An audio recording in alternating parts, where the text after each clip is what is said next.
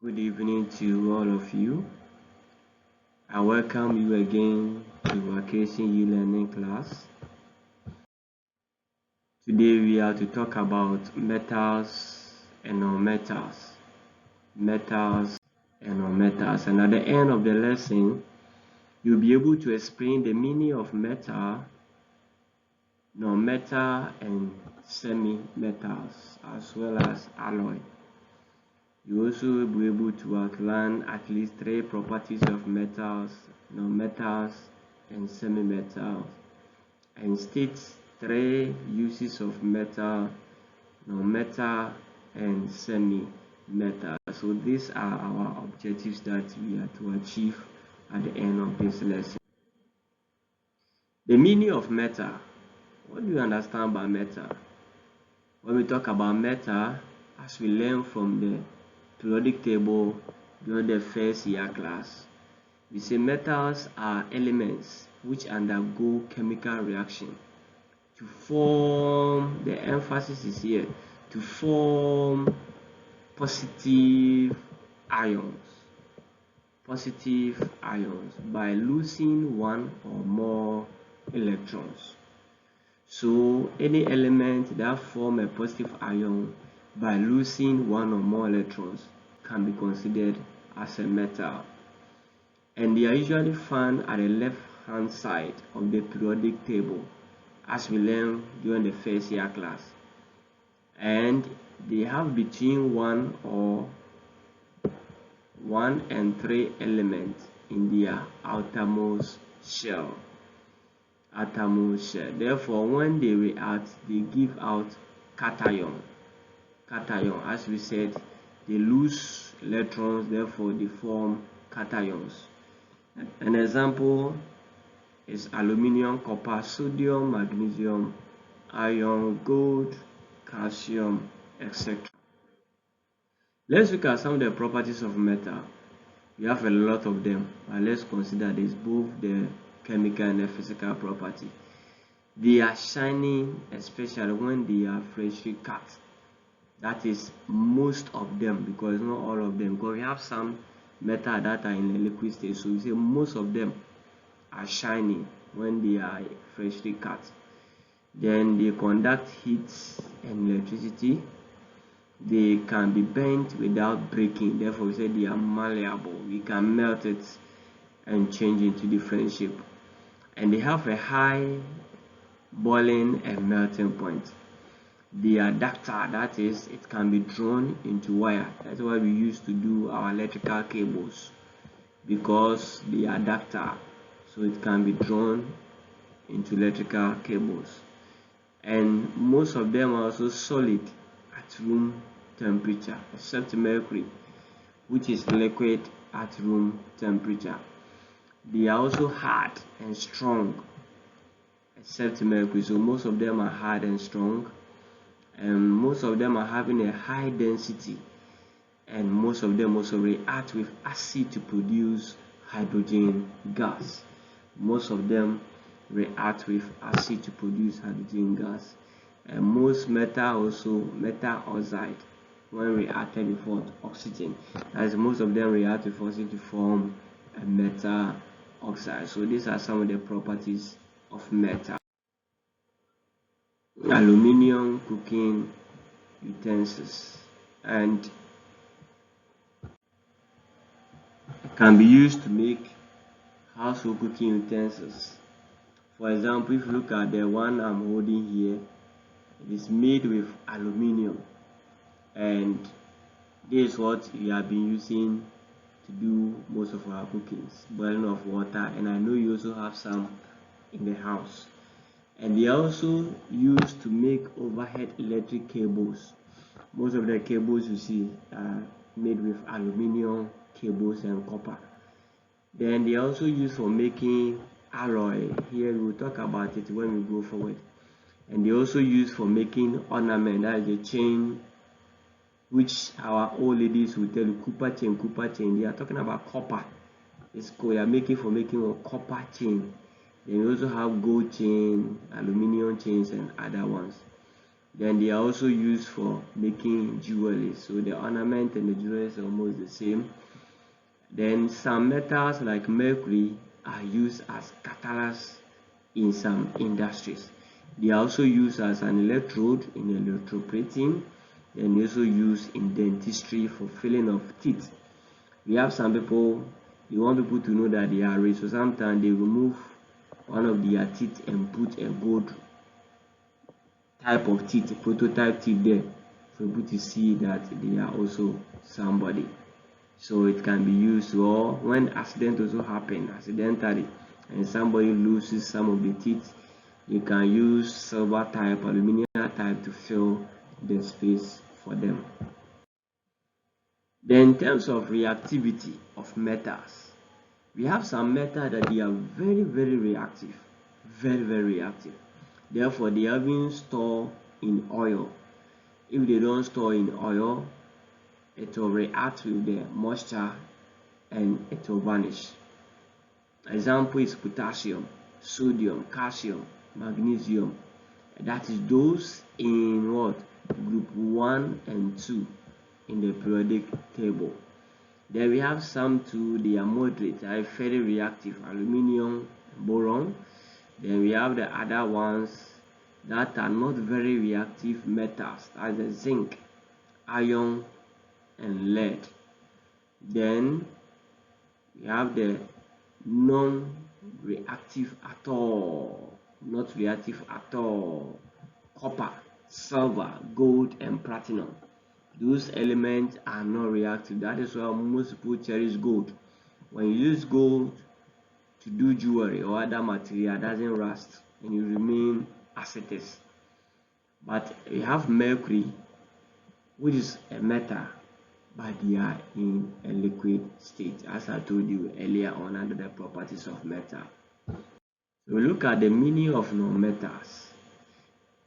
We talk about non-metals. Another name, non-metals are elements which undergoes chemical reaction by either gaining or shedding electron to achieve an stable octet.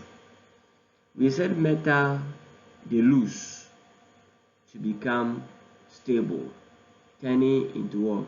Cation. Now when we talk about non-metal, they gain, they accept electrons to become stable,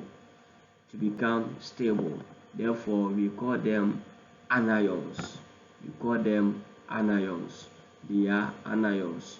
An example include carbon, oxygen, sulfur, nitrogen, and neon. And they are also found at the right hand side of the periodic table. The metals are found at the left hand side, while the non-metals are at the right hand side of the periodic table. And 11 non-metals are gases. That is, most or some of the non-metals are in the form of gases at a room temperature. Example is oxygen, chlorine. Whilst one non-metal, that is the bromine, is a liquid at a room temperature. As we have a mercury, which is also a metal at a room temperature. Mercury is a metal, but it's in a liquid at a room temperature. Bromine also is a liquid at a room temperature, and is also non-metal. The other non-metals are solid. We have other one that are also solid at room temperature. Example is the carbon and sulfur. Let's look at some of the properties. Non-metals, they have a dull surface, not shiny as compared to metals. They are also a poor conductor of heat and electricity. So mostly we refer to them as insulators. Then they are also weak and brittle. That is, they can easily break or shatter within a shorter period of time with a small effort. Though they are hard, some are hard, but small effort it will break off. They also have a low density. They do not make a ringing sound when they are hit. That is, they are not sonorous. As compared to metal like this one I'm having that can make noise easily. When you take non-metals, they are not like that. Then another one, non-metal also react with oxygen to make oxide. Example, sulfur plus oxygen will give us sulfur oxide. Then some non-metals are also acidic. That is when they undergo reactions, they are acidic. That is, they have a pH less than 7. pH less than 7. So let's look at some of the uses of non-metal. They are used in treatment of water, example, to kill the bacteria and germs in water. Example is chlorine. Chlorine is what we use to treat our pipe-borne waters. Then they are also used in the preparation of bleaching agent, that is the cleansing agent. Some are also used in manufacturing of fertilizers. Manufacturing of fertilizer with the nitrogen and hydrogen. They are also used for filling of fluorescent bulbs or lamps. Example with the helium and the argon.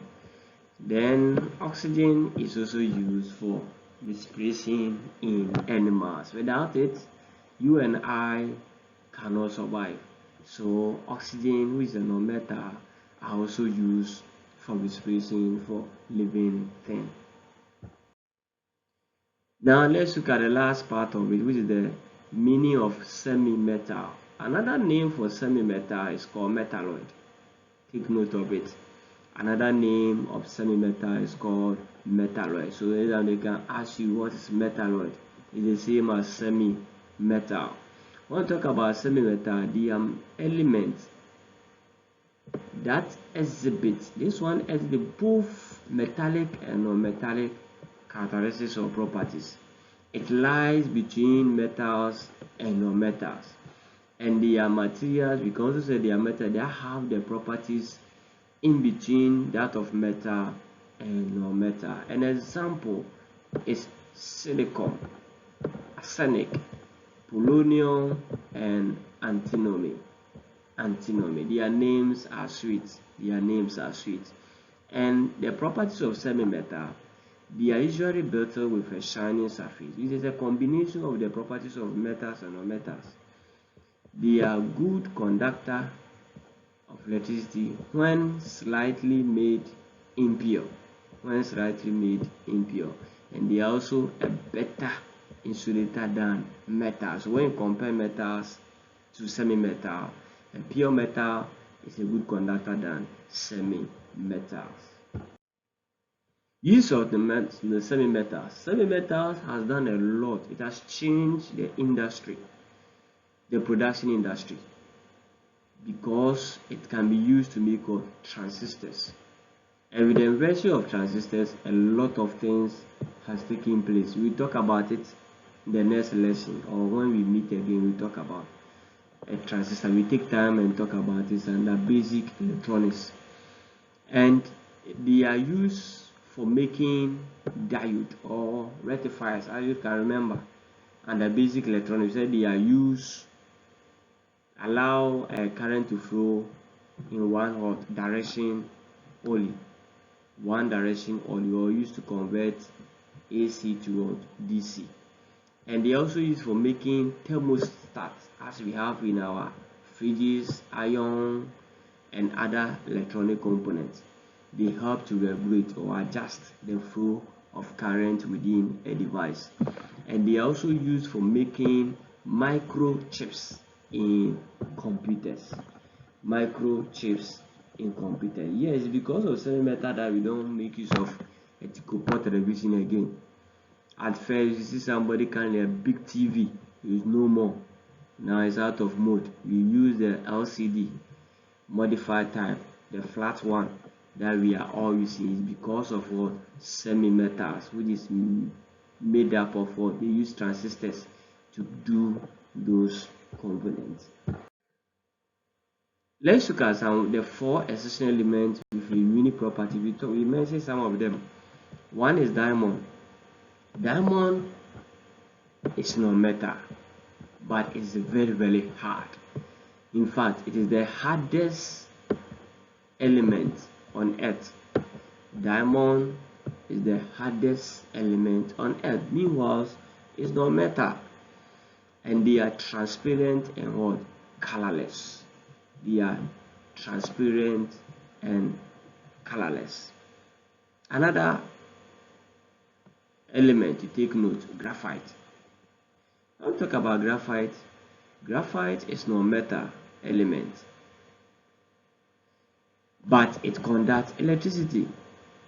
You see why we say it's a exceptional or unique property. Graphite is non-metal, but it conducts electricity. You can remember that the properties of non-metal, we said they are a poor conductor, but this one is a good conductor of heat because it contains a free mobile electrons in between its flat layers that enable it to conduct electricity. Then the next one is mercury, which we have talked about it. It's a metal, but it's in a liquid state. Then the last one, sodium, is also a metal, but it is very soft and can also float on water surface. So take note of that. Then we look at the last part. I talk about alloy. You cannot talk about metals and non-metal without talking about alloy, because alloy is a mixture. It's a mixture of two or more metals. It can be metals and non-metal that are being added together, or it can be two different metals of different property that has been added together to produce a particular type of material or a metal that the producer need. So we simply say alloy is a mixture of two or more metals, or it can also be a mixture of metal and non-metal, as I said earlier on. Alloy usually have properties which make them different from those of their respective components. Yes, after it has been joined together, they produce a special character which is different from the original or its parent material. So what are the importance? It does a lot of things. They are mostly resistant to corrosion, because you can take something like copper, which does not corrode, then you can mix it with iron. If you mix well for you, because of the presence of the copper inside, it cannot corrode. They are also harder and stronger than the constituent pure metal. Most alloys are cheaper than the pure metal. Then they have a low melting point as compared to pure metal. Then they are also easy to melt and stretch into wire or cables as compared to pure metal. So let's look at some of the constituents, bringing a lesson to an end. Let's look at some of the constituents of some alloys. If you take steel, it's made up of iron, carbon, and it is used in car shape and etc., making the body of car and shape. Stainless steel, a common one that is used in making our scissors, is made up of iron, carbon, and chromium. So when chromium is added to steel, we get stainless steel, and that one, as I said, scissors, kitchen sink, and cutlery set. Then we have the bronze. And you know that the stainless steel is resistant to what? Corrosion. It doesn't corrode, it doesn't rust. And take bronze, made up of copper and tin. It's used in making coins, machine, and monuments. Monument is in the form of what? Sound like a statue that is made with a metal. Then we have the brass, which is copper and zinc. We have the nickel, which is nickel and chromium.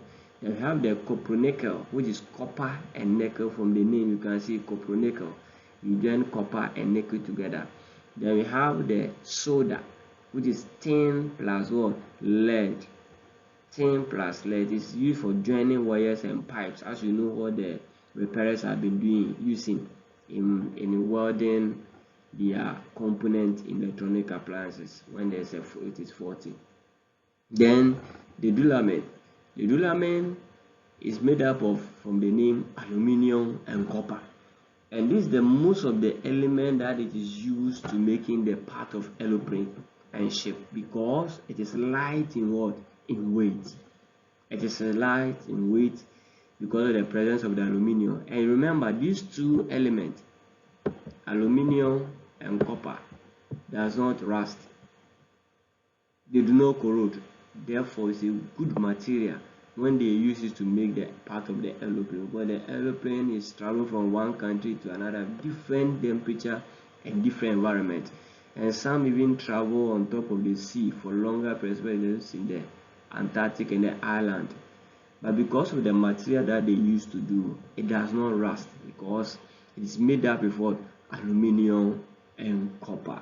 So these are some of the examples of alloy and their uses. Thank you very much for being here. Yes, I know that you can explain the meaning of metals, or metal and semi-metal, talk about their properties, and give at least some uses of metals, non-metals and semi-metal, and also explain the meaning of alloy and some of the uses of alloy. Thank you for being with me for today's lesson. We hope to meet again. Bye bye.